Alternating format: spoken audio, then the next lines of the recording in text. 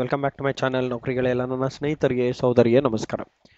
ಗೆಳೆಯರೆ, ಈಗಾಗಲೇ ನಾನು ನಿಮಗೆ 17 ಕ್ಲಾಸಸ್ ಆಫ್ GTTC ಬಗ್ಗೆ ಮಾಡಿದ್ದೆ. ಇದು ನಮ್ಮ ಕ್ಲಾಸ್ ನಂಬರ್ 18 ಆಗಿರುತ್ತೆ. ಕ್ಲಾಸ್ ನಂಬರ್ 18 ನೆನ್ಪಿಟ್ಕೊಳ್ಳಿ. ಹಾಗೂ ಇವತ್ತು ಏನು ಮಾಡಿದ್ದಾರೆ ಅಂತಂದರೆ, ರೀಸೆಂಟ್ ಆಗಿ ನಮಗೆ ವೇಕೆನ್ಸಿ ಡಿಸ್ಟ್ರಿಬ್ಯೂಷನ್ ಟೇಬಲ್ ಅನ್ನು ಬಿಟ್ಟಿದ್ರು.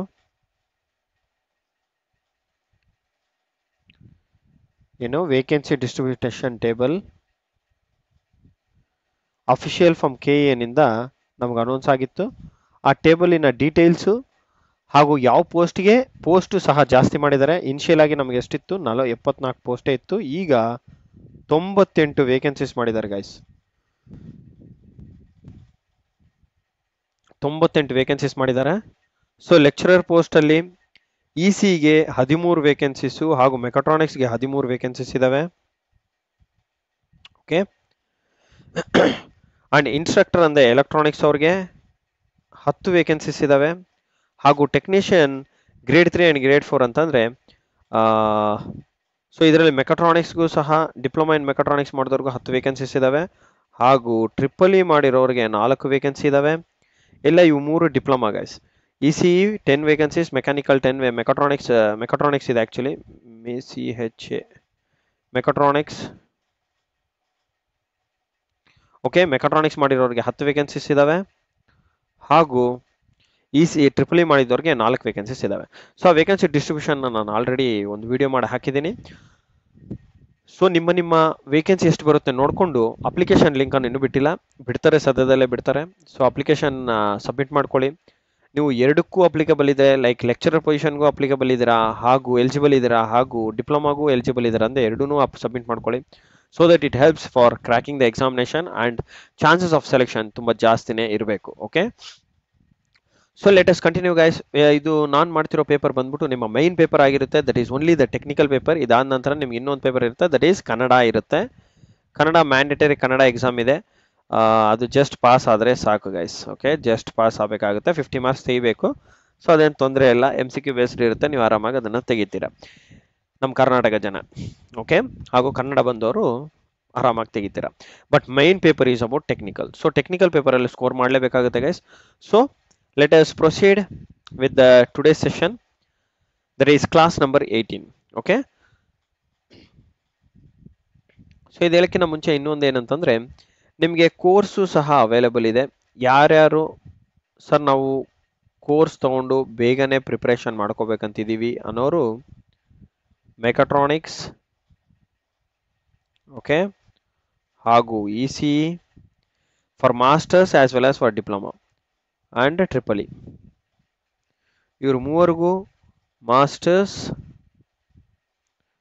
ಆ್ಯಂಡ್ ಡಿಪ್ಲೊಮಾ ಹೋಲ್ಡರ್ಸ್, ಹಾಗೂ IT ಅವ್ರಿಗೂ ಸಹ ಅವೈಲೇಬಲ್ ಇದೆ. ITI ಇನ್ ಎಲೆಕ್ಟ್ರಿಕಲ್ ಅವ್ರಿಗೆ ಅವೈಲೇಬಲ್ ಇದೆ, ಎಲೆಕ್ಟ್ರಿಷಿಯನ್ಗೆ. ಸೊ ನಿಮ್ಮೆಲ್ಲರಿಗೆ ಕೋರ್ಸಸ್ ಅವೈಲೇಬಲ್ ಇದೆ guys. So as per the syllabus ಮಾಡಿರ್ತೀವಿ. ಆ್ಯಂಡ್ ಕೋರ್ಸಿನ ಡೀಟೇಲ್ಸ್ ಬೇಕು ಅಂತಂದರೆ ದಯಮಾಡಿ ಈ ನಂಬರ್ಗೆ ಕರೆ ಮಾಡಿ. Okay,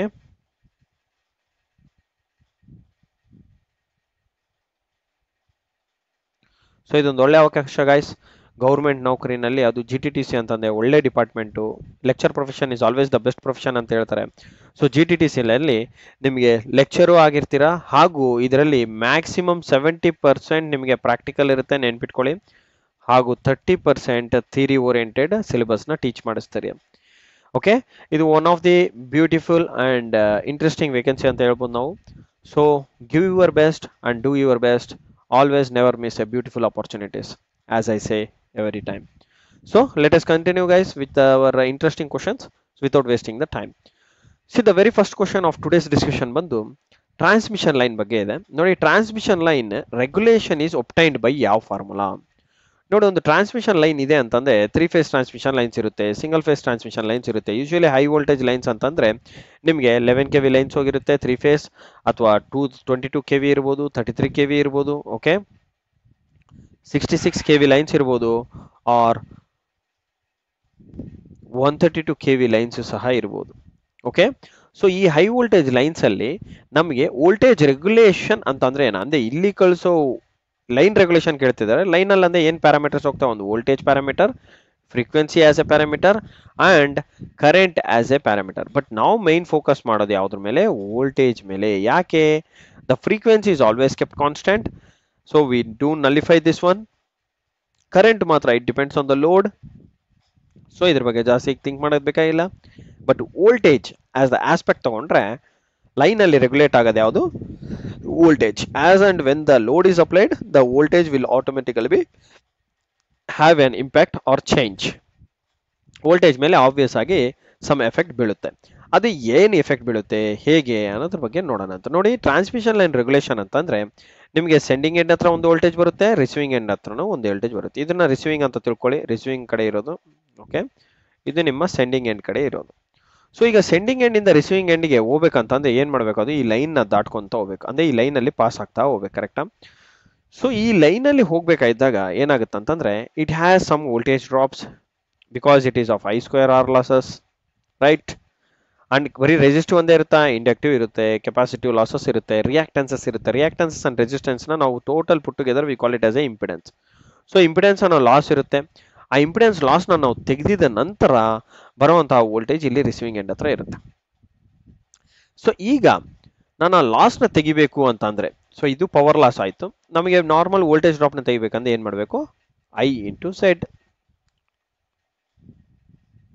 R I into R. ಹೀಗೆ ಈ ವೋಲ್ಟೇಜ್ ಡ್ರಾಪ್ ನ ತೆಗೆದಿದ ನಂತರ ಬರುವಂತಹ ವೋಲ್ಟೇಜ್ ನಾವು ರಿಸೀವಿಂಗ್ ಎಂಡ್ ವೋಲ್ಟೇಜ್ ಅಂತ ಕರಿತೀವಿ. ಈಗ ಲೈನ್ ರೆಗ್ಯುಲೇಷನ್ ಅಂತಂದ್ರೆ it happens between these two parameters, receiving end voltage and sending end voltage. So receiving end voltage ಹತ್ರ ಆಗುವಂತ ಎಫೆಕ್ಟ್ ನ ನಾವು ಟ್ರಾನ್ಸ್ಮಿಷನ್ ಲೈನ್ ರೆಗ್ಯುಲೇಷನ್ ಅಂತ ಕರಿತೀವಿ. Because when there is no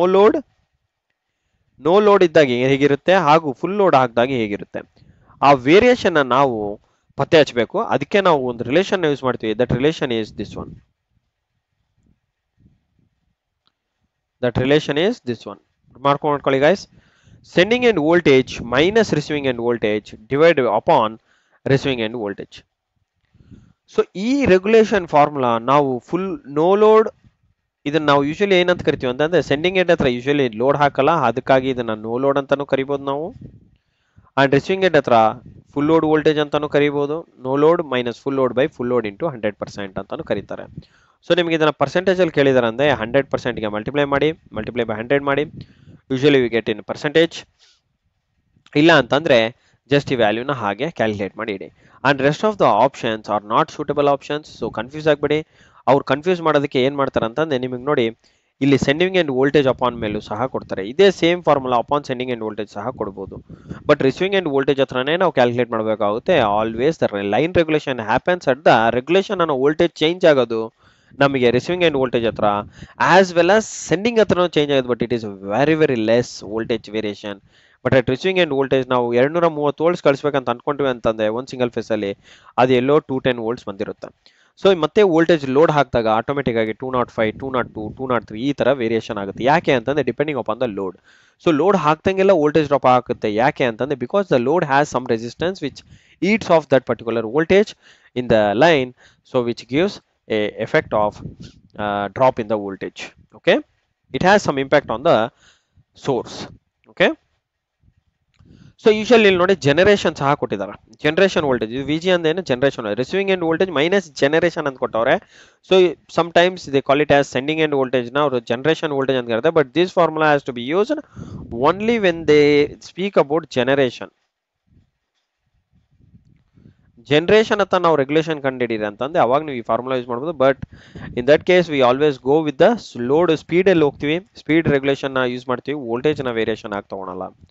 okay, so as per the question the transmission line regulation ಅಂತಂದ್ರೆ you have to use this formula, that is sending end minus receiving end by receiving end voltage into 100. So the next question, the series motor should not be started at no load. ಏನಕ್ಕೆ ಒಂದು series ಮೋಟರ್ನ ನಾವು no load ಅಲ್ಲಿ start ಮಾಡಬಾರ್ದು ಅಂತ ಹೇಳ್ತಾರೆ? ಏನಕ್ಕೆ ನೋಡಿ, ಒಂದು ಸೀರೀಸ್ ಮೋಟರ್ ಅಂತ ತಗೊಂಡಿದ್ದಾರೆ ಅಂತಂದ್ರೆ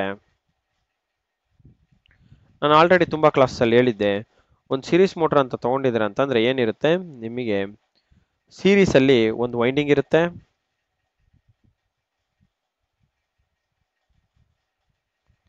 ಇದರೊಳಗೂ ಸಹ ವೈಂಡಿಂಗ್ ಇರುತ್ತೆ. ಇದು ಮೋಟರ್ ವೈಂಡಿಂಗ್, ಆರ್ಮೇಚರ್ ವೈಂಡಿಂಗ್ ಅಂತ ಕರಿಬಹುದು, ಆರ್ ಆರ್ಮೇಚರ್ ರೆಸಿಸ್ಟೆನ್ಸ್. ಇದೆ ನಿಮ್ಮ series field resistance. So series motor ಅಂದ್ರೆ ಏನು, ಫೀಲ್ಡ್ ಯೂಶಲಿ ಸೀರೀಸ್ ಅಲ್ಲಿ ಇರುತ್ತೆ ಅಂಡ್ ನಿಮ್ಮ armature resistance will be in the armature line and the current flow ಆಗೋದು it will be the same in armature as well as the series field flux. Okay, so but ಈಗ ಇಲ್ಲಿ ನೀವು voltage apply ಮಾಡಿದ್ರೆ ನಾವೇನಂತ ಕರಿತೀವಿ, we should not start a series motor at no load ಅಂತ. ಯಾಕೆ ಕರಿತೀವಿ ಅಂತಂದ್ರೆ ನೋ ಲೋಡ್ ಅಲ್ಲಿ ಅದರ ಸ್ಪೀಡು ಭಯಂಕರ ಹೈ ಇರುತ್ತೆ ಗೈಸ್, ನೆನ್ಪಿಟ್ಕೊಳ್ಳಿ. The speed will be very very high. ಇದು ವೆರಿ ವೆರಿ ಹೈ ಅಂತ ಕೊಟ್ಟರು ತುಂಬಾ ಕಡಿಮೆನೆ, ವೆರಿ ವೆರಿ ಹೈ ಅಂತ ಹೇಳ್ಬೋದು. ಈ ಪರ್ಟಿಕ್ಯುಲರ್ ಸಿಂಬಲ್ ಹಾಕಿದಾರೆ ನೋಡಿ. The right answer for this question ಬಂದು ನಿಮಗೆ ಸೀರೀಸ್ ಮೋಟರ್ನ ನಾವು ಯಾಕೆ ಸ್ಟಾರ್ಟ್ ಮಾಡಬಹುದು ನೋ ಲೋಡ್ ಅಲ್ಲಿ ಅಂತಂದ್ರೆ, ಲೋಡ್ ಇಲ್ದಂಗೆ ಸ್ಟಾರ್ಟ್ ಮಾಡಿದ್ರೆ ಸ್ಪೀಡು ಭಯಂಕರ ಹೈ ಹೋಗುತ್ತೆ. That is the reason we should not start a series motor at no load.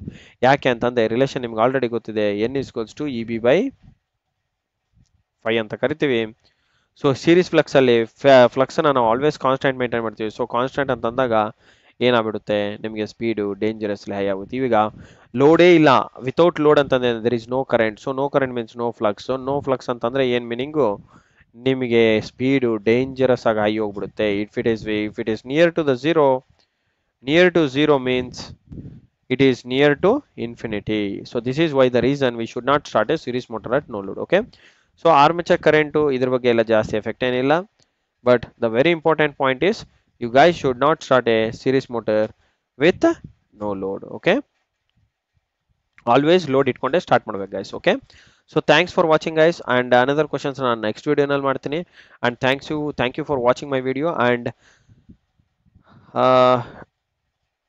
any other questions ಇದಾವೆ ಅಂತಂದ್ರೆ please do drop in my comment box ಅಲ್ಲಿ ಕಮೆಂಟ್ ಮಾಡಿ, so that I will take that question as a doubt and I will try to solve it. And ಈ video ನಾನು ಮಾಡಿರುವಂತಹ ಮಾಹಿತಿ ನಿಮಗೆ like ಆದರೆ ಲೈಕ್ ಮಾಡಿ ಗೈಸ್, ಅಂಡ್ ಹೊಸ ಗೆಳೆಯರಿಗೆ ನಾನು ಹೇಳೋದೇನಂತಂದ್ರೆ ಸಬ್ಸ್ಕ್ರೈಬ್ ಮಾಡ್ಕೊಳ್ಳಿ ಚಾನಲ್ನ, so that you will get all the new updates with respect to your examination and with respect to your all the examination point of view. Okay, and ಕೋರ್ಸಿನ ಮಾಹಿತಿ ಬೇಕಿದ್ರೆ ದಯಮಾಡಿ ಈ ನಂಬರ್ ಕರೆ ಮಾಡಿ 8073568849 ಈ ನಂಬರ್ ಕರೆ ಮಾಡಿ ಗೈಸ್. ಅಂಡ್ ಕೋರ್ಸ್ ಬಂದ್ಬಿಟ್ಟು ನಿಮಗೆ ಮೆಕಾಟ್ರಾನಿಕ್ಸ್, ಇಸಿಇ ಹಾಗೂ ಟ್ರಿಪಲ್ ಇ ಈ 3 ಬ್ರಾಂಚ್ಗೂ ಅವೈಲೇಬಲ್ ಇದೆ as per the syllabus. Okay, and I wish you all the best guys. See you in the next session. Thank you for watching my video and have a good day.